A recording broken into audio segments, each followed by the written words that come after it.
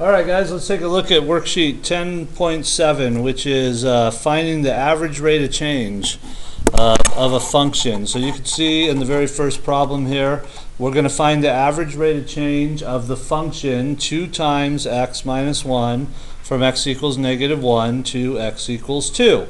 Okay, so what we're going to do is we're going to follow, there's 1, 2, 3, 4, 5 steps that we're going to follow to find the average rate of change. So the first step is we're going to find the value of b. Typically, the value of b is going to be the higher of the two numbers that of the interval you're finding the average rate of change to. So we're going to say b is 2. The a value is going to be the number that we're starting at, which is going to be negative 1. Okay? And then what we're going to do is we're going to find the function of what b is equal to. So in other words, we're going to take our function, which is right here, which is this part right here. There's your function. You always know something's a function if you see that function notation, f parentheses x, which we say is f of x. And we're going to substitute our b value into this function for x.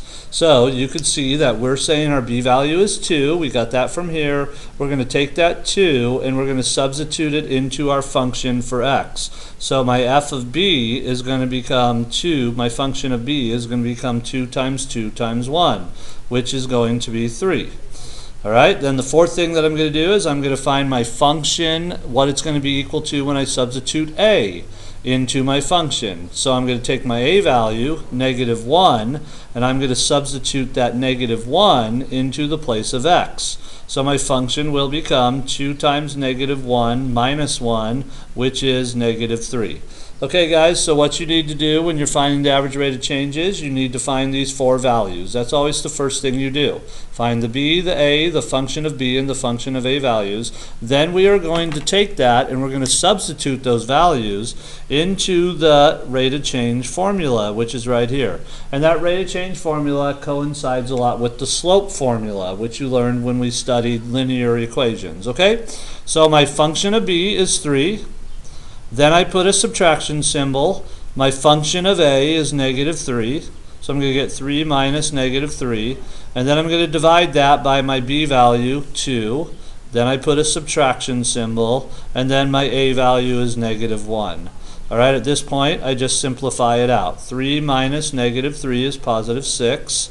2 minus negative 1 is positive 3. 6 divided by 3 is 2. So my average rate of change for the function 2x minus 1, if I'm looking at it from negative 1 to positive 2, it would have an average rate of change of positive 2. Okay, in the second problem, we're going to find the average rate of change of the same function. Notice we have the same function here, but we're going to find the average rate of change from x equals 1 to x equals 4. So my b value is going to be 4. My a value is going to be 1. To find my function of b, I'm going to substitute 4 into my function where x is. So it will become 2 times 4 minus 1, which is 7. My function of a is going to be, I'm going to substitute my a value into my function. So my function will become 2 times 1 minus 1, which is 1. And then I'm going to substitute these 4 values into my rate of change formula. Function of b is 7 minus function of a is 1.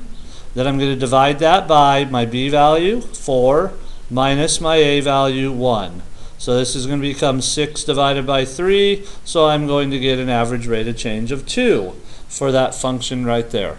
Okay? Alright, next one, notice we're finding the average rate of change of the function 2 times x minus 1, so it's the same function, but I'm going to find the average rate of change from x equals 3 to x equals 4 on this one. So my b value is going to be 4. My a value is going to be 3. Get that from there. To find my function of b, I'm going to take my b value 4, substitute it in the place of x into my function. So my function will become 2 times 4 minus 1, which is 8 minus 1, which is 7. Then I'm going to find my function of a, so I'm going to substitute my a value, 3, into my function in the place of x. So my function will become 2 times 3 minus 1, which is 5. Then once I do that, I'm going to substitute these values into my average rate of change formula. So my function of b is 7 minus my function of a is 5. Then I'm going to divide that by my b value, 4, minus my a value, 3. 7 minus 5 is 2, 4 minus 3 is 1, so my average rate of change is going to be 2. So you can see that my average rate of change for the first 3 problems didn't change, okay? And we would expect that because if you remember, what is the function 2x minus 1 represent? Well, it represents a line.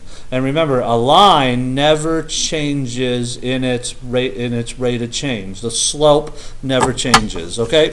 All right, moving on to the fourth problem. Now we're going to find the average rate of change of the function f of x is equal to x squared. So my function has changed. Now it's x squared. And I'm going to look at it from x equals 1 to x equals 3. Okay, so my b value is going to be 3. My a value is going to be 1.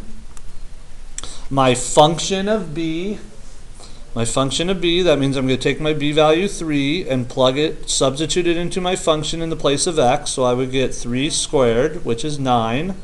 My function of my a is 1, so I'm going to substitute 1 into my function. So I would get 1 squared, and that's 1.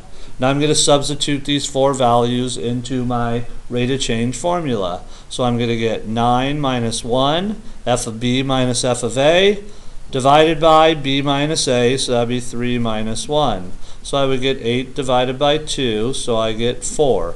So my rate of change for my function, f of x equals x squared, if I'm looking at it from x equals 1 to x equals 3, would be 4.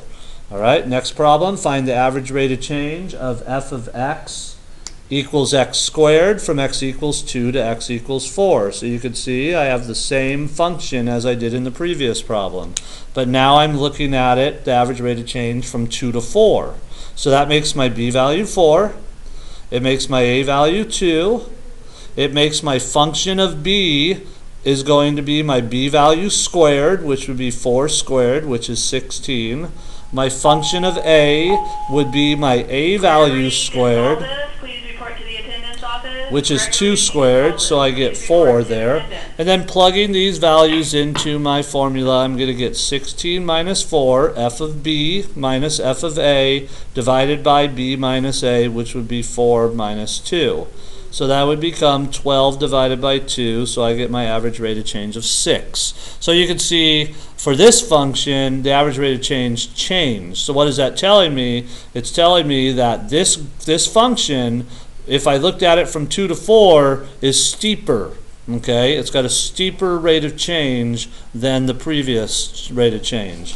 All right, the next one, find the average rate of change of the function f of x equals x squared. So it's the same function as the previous two, but now I'm going to find it from 1 to 5. So my b value is 5, my a value is 1, my function of b would be substitute 5 into my function, which would be 5 squared, so that's 25. My function of a would be take your a value, substitute it into your function, so that would be 1 squared, which is 1. Okay, so my average rate of change is going to be f of b, 25, minus f of a, 1, divided by b, which is 5, minus a, which is 1. Simplifying this out, I get 24 divided by 4, and that would be 6. So my average rate of change from 1 to 5 stayed the same as from 2 to 4 for the same function. Okay, so that would be an example of the average rate of change for a quadratic function. Now let's go to the last 3 problems, and on this one we're going to find the average rate of change of the function 2 to the x power. So this is an exponential function, and we're going to find it from positive 1 to positive 2. Okay, so my b value is 2, my a value is 1, my function of b would be take my b value, substitute it in the place of x, so that would be 2 to the second power, which is 4. My function of a, take my a value 1, substitute it in the place of x, that would be 2 to the 1 power, which is 2. Okay, now I'm going to put those into my rate of change formula, which is f of b, 4, minus f of a, 2, divided by b, 2, minus 1, which is a. That is 2 divided by 1, so my rate of change is going to be 2. All right? The next problem, find the average rate of change of the function 2 to the x power. So you can see we're looking at the same function as the previous function, an exponential function, but this time we're going to find the average rate of change from 2 to 4. So, since I'm looking at it from 2 to 4, that means my b value is 4, my a value is 2. My function of b would be, I take 4, substitute it in the place of x, so I would get 2 to the 4th power, which is 16. Then I'm going to find my function of a, so I'm going to get 2 to the 2nd power, which is 4. Taking these 4 values, putting them into my formula to find the rate of change, I'm going to take my f of b, 16, subtract from it my f of a, 4. Then I'm going to divide from that my b value, 4, minus my a value, 2.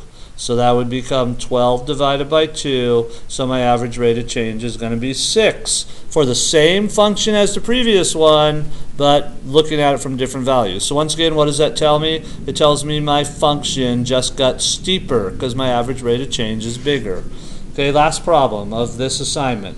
Find the average rate of change of the function f of x is equal to 2 to the x, so the same function as the previous two, but this time I'm going to find the average rate of change from 1 to 5 instead of 2 to 4 or 1 to 2. So what does that make my b value? 5. Makes my a value 1. My function of b would be 2 to the 5th power, which is 32. My function of a, I'm going to take a, which is 1, substitute in the place of x, that would be 2 to the 1 power, which is 2. Putting that into my rate of change formula, f of b, 32, minus f of a, 2, divided by a, 5, or b, sorry, 5, minus a, 1. So this would be simplified to 30 divided by 4, and when I divide that out, I'm going to get a decimal, which is going to be 7.5. Don't freak out if you get a decimal for the average rate of change.